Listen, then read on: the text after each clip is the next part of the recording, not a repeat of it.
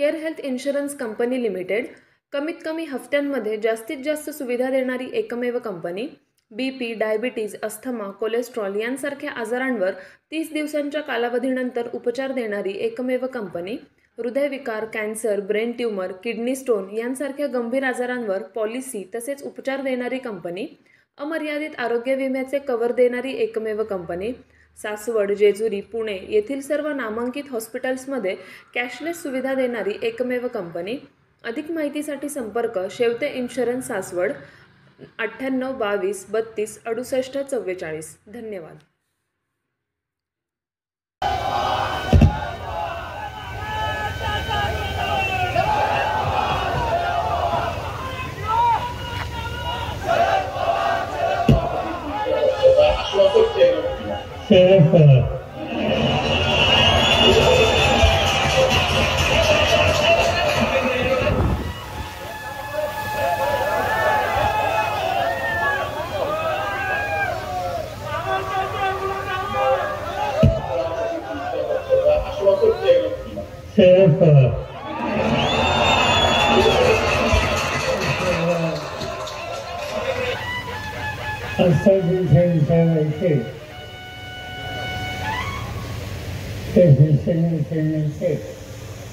संजय राउत लोकसभेचा उमेदवार सुप्रिया तनपुरे, राष्ट्रवादी काँग्रेस पक्ष, काँग्रेस पक्ष, उद्धव ठाकरेंच्या नेतृत्वाखाली शिवसेना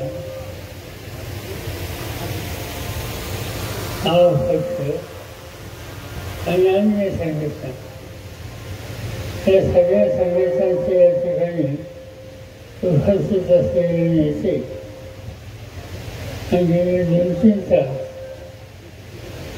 अगत्याने या ठिकाणी त्या स्पर्धेमध्ये सहभागी झालेले आपण सगळे बंधू होईल. लोकसभेच्या निवडणुकीच्या निमित्तानं आणि विचारखाली एकत्रित आले. गेल्या 50-55 वर्षामध्ये मी इथं अनेकदा आलो असते, अनेकदा बोललो असते, अनेक निवडणुकीमध्ये सहभागी झाला असेल. पण मला एक गोष्ट मान्य करावी लागते की पुरंदरचा असल्याने ते तालुक्यात राहणारे असो, मुंबईच्या प्रभावी मार्केटमध्ये काम करणारे असो, मुंबईच्या जॉबमध्ये काम करणारे असो, या सगळ्यांनी मला आणि आमच्या सगळ्या सरकारी विचारला मनापासून सरकारने साथ दिली आणि ही गोष्ट मी कधी विसरू शकत नाही. त्याच्या निवडणुकीमध्ये लोकांनी आशीर्वाद दिला तर लोक अडचण ठेवतात. माझी स्थिती 40 दिली. 1967 साली मी पहिली निवडणूक लढलो. माझ्याबरोबर ज्ञानेश्वर खैरे इथे या जिल्ह्याचं नेतृत्व करण्यामध्ये या तालुक्याच्या आमच्या वरिष्ठ सरकारी अग्रभागी होते. जिल्हा परिषदाला पहिले अध्यक्ष शंकरराव उर्से झाले, पुरंदर तालुक्यात. अशा अनेक महत्त्वाच्या जबाबदाऱ्या सांभाळण्यासाठी या तालुक्याच्या जनतेने नेहमी सरकारने साथ दिली आणि म्हणून तेव्हा सगळ्यांच्या बद्दल कृतज्ञता व्यक्त करणं ही माझी जबाबदारी. ही निवडणूक एक वेगळी निवडणूक आहे. त्या आधीच्या वक्त्यांनी सांगितलं की या निवडणुकीचा प्रश्न आहे की हा देश कोणत्या पद्धतीने चालवायचा. आज मोदी साहेब आणि त्यांचे सहकारी या पद्धतीने देश चालवतात ते बघितले त्यांची चिंता असेल. जे चालवणं याचा अर्थ लोकशाहीच्या मार्गाने लोकांना विश्वासात घेऊन त्यांच्या संमतीनं देशाचा कारभार करणं ही लोकशाहीची महत्वाची गरज आहे. आजकाल चित्र दिसते स्थानिक पातळीवर लोकशाही दिसते.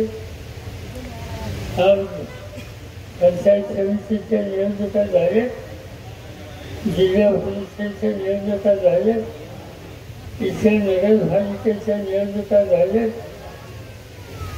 किती दिवसापासून या निवडणुका या संस्था मोठ्या 2 वर्ष झाली. आता 2 वर्ष तुम्ही निवडणुकाच घेणार असाल आणि इथून सुरुवात करणार असाल तर आणखी काही दिवसांनी कदाचित विधानसभा आणि लोकसभा याच्या निवडणुका न घेण्याची दुर्वृत्ती ही राज्यकर्त्यांना सुचण्याची शक्यता नाकारता येईल. आणि ते चित्र दिसते आता या मोदी साहेब ठिकाणी सरकार 400 के पार खरं म्हणजे या देशाच्या एकंदर सगळ्या लोकसभेच्या जागा आहेत त्या त्यांना खरं म्हणजे ते मिळाले असल्याचा आनंद झाला. 400 कशासाठी 400 पवार 400 पवार याचा अर्थ असा आहे की त्यांना हव्याच्या पद्धतीनं या देशात कायदे करून ते कायद्यासाठी लागणाऱ्या खासदारांची संख्या ही व्हायला हवी. त्याचे काम करायचं आहे की बाबासाहेब आंबेडकरांनी या देशाला दिलेली घटना तिथेच परिवर्तन करणे. या टीका झाली देशाच्या त्या ते सांगतात की संविधानाच्या परिवर्तनाचा विचार आमच्या मनात नाही. 3-4 उदाहरणं सांगतो. कर्नाटकमध्ये भाजपचे खासदार त्यांचं नाव हेगडे बंगलोरमधून निवडून आले. हेगडेंनी भाषण केलं की मोदींना या देशाची घटना बदलायची आहे आणि ती बदलायची असेल तर कमीत कमी 400 खासदारांची आवश्यकता आहे. ते आम्हाला तुम्ही निवडून द्या. ज्योतिर्विद्या नावाच्या खासदारात राजस्थानमध्ये त्यांनी हेच सांगितलं की घटना बदलायची असेल तर 400च्या खाली नंबर नको, त्यापेक्षा अधिक नंबर हवा आहे आणि त्याची आवश्यकता आम्हाला आहे. उत्तर प्रदेशामध्ये माझे होते म्हणून खासदार आहे त्यांनी हेच सांगितले की मोदी साहेबांच्या नेतृत्वाखाली या देशाची घटना आम्हाला बदलायची त्यासाठी 400 जागा आमच्या निवडून द्या. आता 1, 2, 3 एका पक्षाचे खासदार जाईल पण कशासाठी 400 जागा हव्यात हे सांगतात.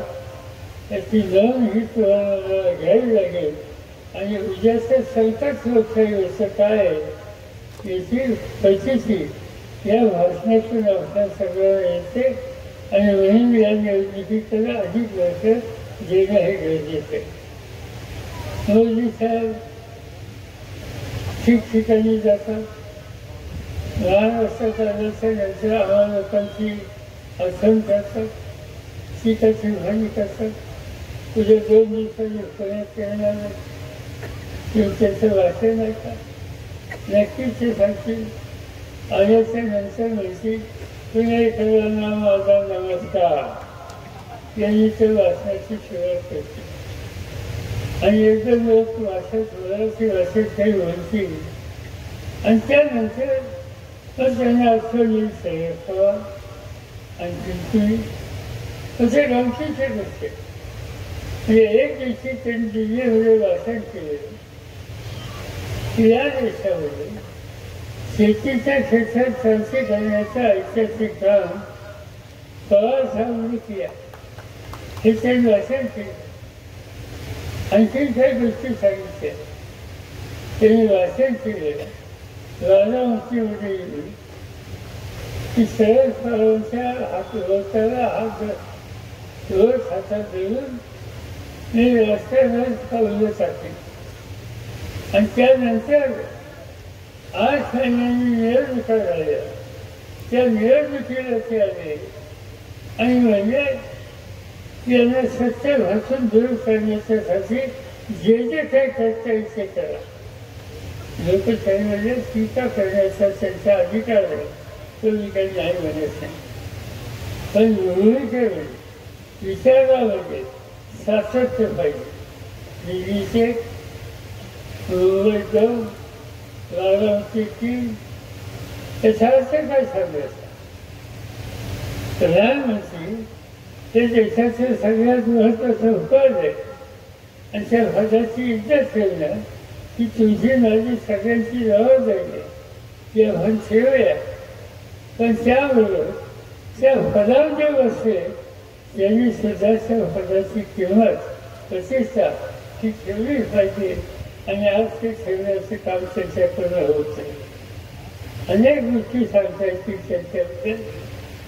आज एक सांगतात की विकास करायचा आनंद, विकासाच्या संबंधीचा आग्रह हा कुणाला आहे. पण चित्र काय दिसतं. जगातले सगळे जे देश आहेत त्यांचा एक आढावा घेतला जातो आणि त्याच्यामध्ये विकासाच्या संदर्भात कोणते देश पुढे आहेत याच्यामध्ये मोजणी केली जाते. आणि आज जर आपण बघितलं तर या विकासाच्या प्रश्नाच्या बद्दल जी आखणी केली आहे त्याच्यामध्ये बांगलादेशच्या नंतर भारताचा नंबर नाही. म्हणजे बांगलादेशाचा देशसुद्धा विकासाच्या संदर्भात आमच्या पुढे आहे. त्याचा अर्थ काय सांगायचा. त्याचा अर्थ ते विकासाच्या संदर्भाच्या गोष्टी सांगतात त्याच्यामध्ये सार्थक केलं. दुसऱ्याचा मुद्दा सांगतात भ्रष्टाचार. ज्यांनी भ्रष्टाचार केला त्या लोकांबरोबर येतात. भाषण एक करायचे, भाषणामध्ये सांगायचे की या देशामध्ये भ्रष्टाचार करण्याच्यामध्ये तुम्ही अशोक नावाचा महाराष्ट्राचा घटक हा आग्रहवादी होता. 2 महिन्याच्या नंतर आपल्याला बघायला म्हणायचं की त्यांच्या मंत्रिमंडळात त्यांच्या पक्षामध्ये अशोक चव्हाणांची नियुक्ती केली.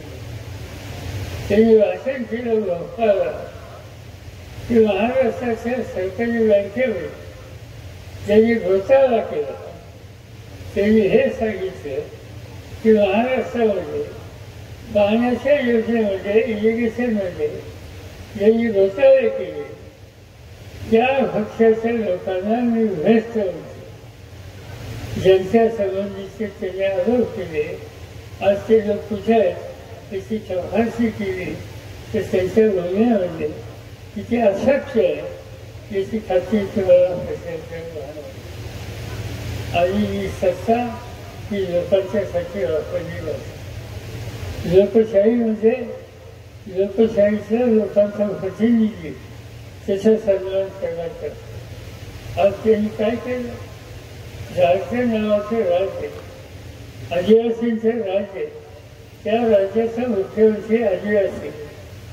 साहजिक गोष्ट आहे आदिवासींच्या भक्ष्याची सुरुवात करायला सरकारनं मोदींनी दिलं नाही म्हणून रामसीच्या सभेमध्ये त्यांच्या टीका केली. आज तो मुख्यमंत्री तुरुंगामध्ये राज्याचा मुख्यमंत्री तुरुंगात. दुसरं राज्य दिल्ली देशाची राजधानी अरविंद केजरीवाल म्हणून मुख्यमंत्री.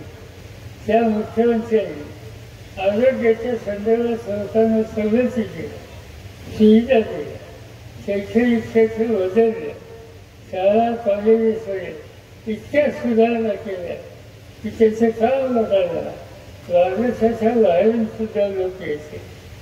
त्या व्यक्तीने जीवीमधल्या काही मागण्या प्रधानमंत्री दुर्लक्षित असतात म्हणून त्याच्या टीका केली. आज अरविंद केजरीवाल तुरुंगामधल्या देशाच्या राजधानीचा मुख्यमंत्री तुरुंगामध्ये. त्याचा अर्थ काय सांगायचा? त्याचा अर्थ एकच आहे की हे हुकुमशाहीच्या रस्त्यावर निघालेले त्या देशाची लोकशाही उद्ध्वस्त करणार आहेत आणि देशाची लोकशाही उद्ध्वस्त केली तर सामान्य माणसाचे अधिकार असतील त्यापासून या देशाला या व्यवस्थेला वाचवायचं असेल तर आज आम्ही लोकांनी एकत्र बसून उद्धव ठाकरे असतील, काँग्रेस पक्षाचे नेते असतील, राष्ट्रवादी काँग्रेस पक्षाचे नेते असतील, अन्य पक्षाचे नेते असतील आणि सगळ्यांनी सगळे एक राहूया आणि या हुकुमशाहीला निमंत्रण देणाऱ्या प्रवृत्तीला खजासारखं बाजूला ठेवूया आणि हेच काम करायचं आहे. आणि ते काम करायचं असेल तर या ठिकाणी सुखण्याची उमेदवारी दिलेली आहे. खून काय तुम्हाला माहिती माणूस दिली आहे. आज या ठिकाणची ही जी खून आहे ती लोकांच्या लक्षात राहणार. जाईल तिच्या रस्त्याने सुधारा. आज सुधारी तुतारी म्हणाल फक्त नुसती तुतारी नाही, तुतारी हातात घेऊन वाजवणारा माणूस ही आपली खून आहे. आणि त्या खुनीच्या समोरचं वसन लावा. मोठ्या वसाने सुखण्याला विजय करा. मी तुम्हाला खात्री देतो की हा देश योग्य रस्त्याची खबरदारी आम्ही घेतल्याशिवाय राहणार नाही. पाण्याचा प्रश्न असो, शेतीचा प्रश्न असो, तिसऱ्या नवीन निर्माणाचा प्रश्न असो, स्थानिक जनतेला विश्वासात घेऊन प्रत्येक प्रश्नाची सोडवणूक ही करण्याच्यासाठी आम्हा लोकांचा प्रयत्न राहील. हाच विश्वास या ठिकाणी आपण देतो. मी माझे दोन शब्द ठेवतो.